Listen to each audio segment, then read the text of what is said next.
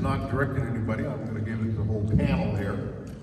And the question is, I am wondering why there is such Republican resistance to repeal of the grocery tax. Starting here, working our way down. And we'll just have to work the mic. There's one mic. It's just one mic, right? And while we're waiting for the mic to get here, how many of you are glad to be here so you didn't have to drive into town to Candlelight versus, oh, I wish we were Candlelight where they have a better sound system? No. I see heads nodding. Is that nodding because you're glad you're here, or wishing that you were Candlelight with a better sound system? And see what? You like being here? That's great.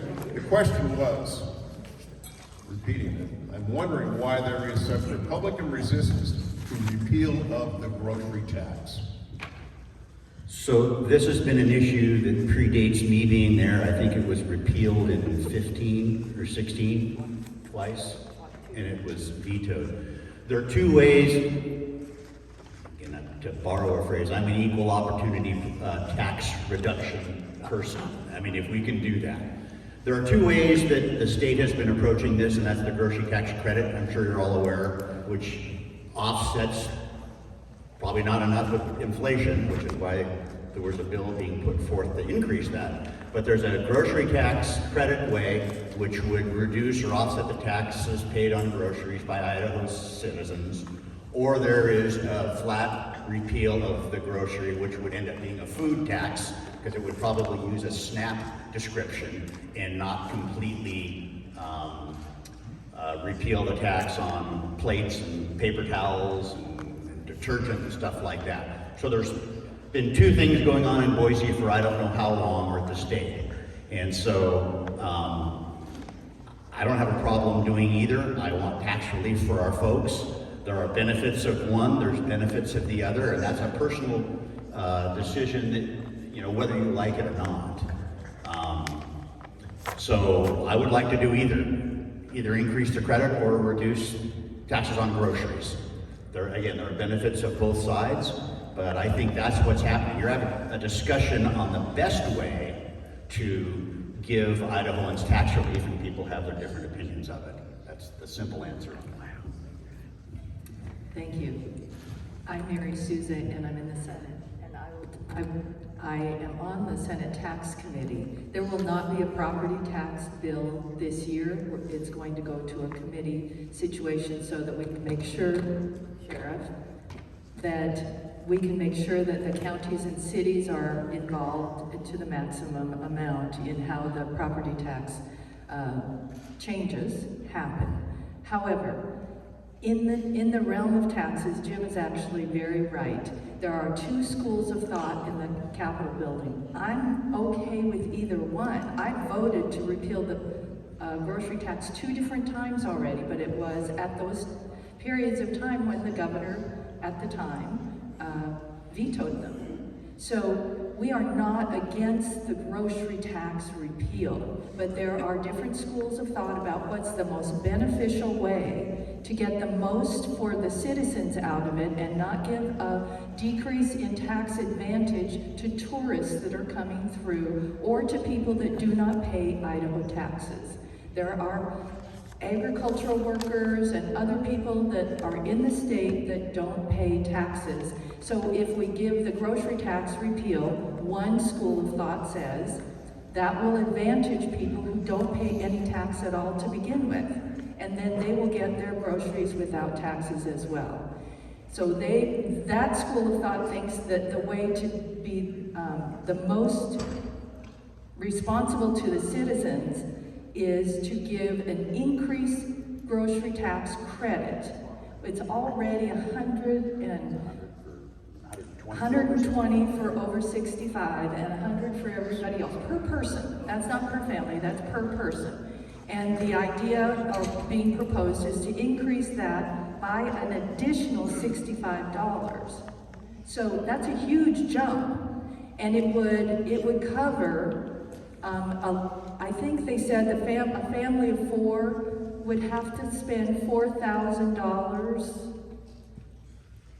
more than $4,000 a year. Anyway, it's a huge amount of grocery tax credit. That's just one school of thought. The other school of thought is repeal the grocery tax. So, but there was a poll taken early in January that asked a number of people, it was a real poll that was taken by an official group that does that professionally, and they asked people what type of tax they would prioritize as being the most important. And number one was property tax. Number two was income tax. Sales tax was down low. It was 3 or 4 on the list.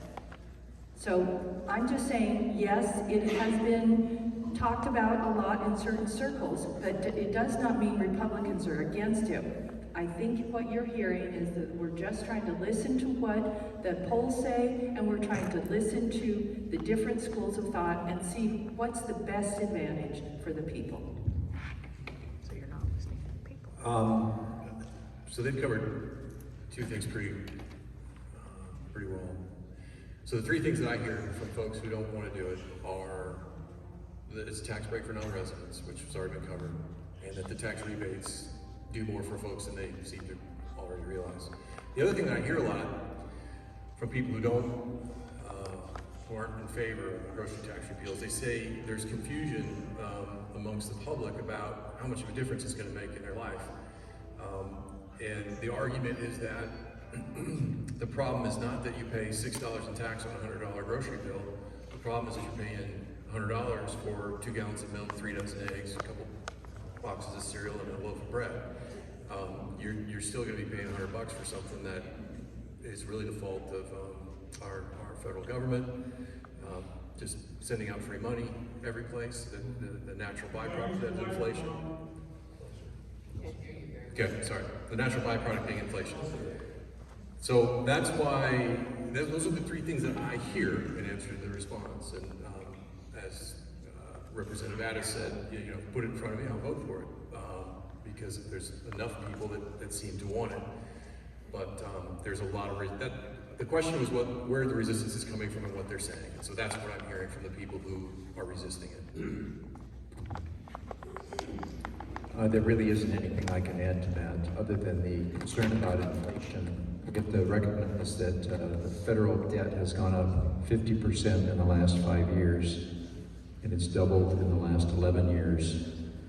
And our debt ratio to GDP is 133%. In other words, our national debt is 133% of what we produce on an annual basis, our GDP. No nation has survived for long when it's over 100%. We haven't been this high even in World War II when it was approaching 100%. So we're in serious trouble from the federal government. So taxes become a secondary issue. Hang on to your savings, because we're in for a bad ride with inflation moving forward. Thanks. Yeah, and I think if you kind of listen to what was just said from the other folks here, what we're really talking about is just fear. There's a lot of moving pieces to taxes, different types of taxes, different approaches to taxes. Money goes from different places, and so it's afraid. Everybody's afraid to get in there and monkey with it, but the problem is we need wholesale changes to our taxing system at the local level, at the federal level, everywhere. We need to start, and we have to take aggressive actions, because making small adjustments to the nickel and diming tax efforts that have been put in place are not going to do anything. It's just going to be a minor adjustment that gets washed back over. In the meantime, the people aren't getting any real benefit, and the government continues to say we want more and we want it in these different ways. And that's why I think we need to be aggressive about the repeal of the grocery tax. There are discussions about the true benefit and whether or not people actually want it. Who cares? It's a major point of contention when it comes to taxes. So let's get rid of it, because we need to do things other ways. Same with property taxes.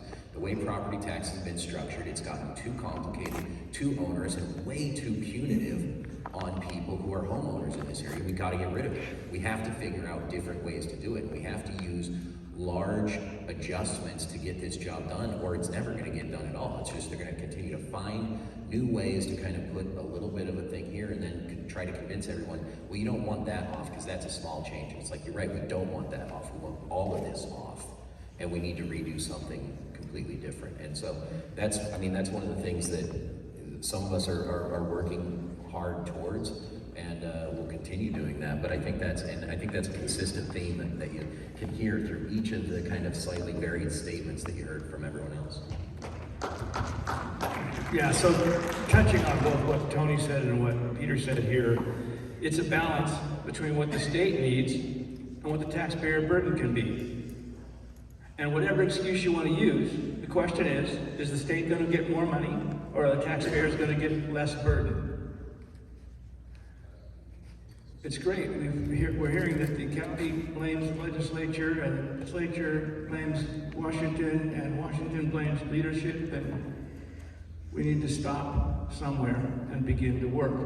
Leadership is what's keeping us from getting this done. The leadership believes to the $175 to $210 million we're talking about in grocery tax is necessary to keep the budget active.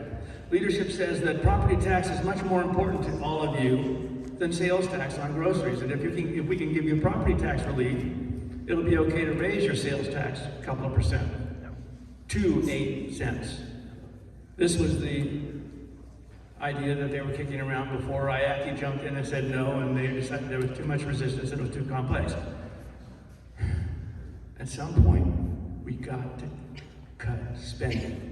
I'm one of the few that has consistently, over the last 12 years, voted no on budgets. If it's more than 3% increase, it's gotta not be. And yet we've done 17%, we've done 36%, and it doesn't matter that 15 or 20 of us vote no, the state must go on. That's the House. I'm talking about the Senate, I'm not the House. And these budgets have gone out this week. We've got more coming. We managed to kill the commerce budget this week, which will add 6 or 7 days to the length will be down there, because commerce, or like all the budgets, somehow have to be done. So I've threatened, and it doesn't really matter what I threaten because I'm not anywhere near leadership or the control of this, but my point to leadership is, if they're going to come back with a de minimis change on the budget we've killed, we send it to general orders and we take a meat cleaver to it, and they won't be happy with that. We just say, okay, we're going to cut off 6% or whatever it is, and that's it. They won't want that, they won't like that, that won't happen. But that's the threat. So we're trying to, there's a few of us that are trying to cut the budget. There's just the balance.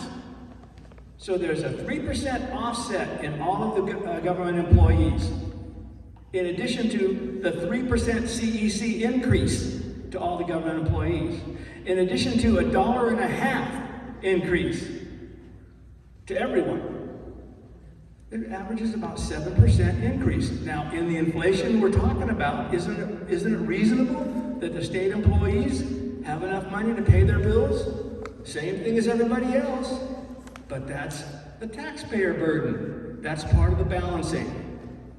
So the question, as you've seen, leadership stopping it, state demands being too high, these things are all rationale that are keeping us from voting on this bill. I say, bring it up. Now, Ron Nate, every day stands up and says, bring that on the committee.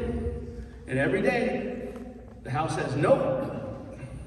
Well, it's gotten to the point where it's just wasting one's time. He knows he can't bring it out. He knows we're not going to get a vote on it, but they're going to continue to do that. Well, more power to him.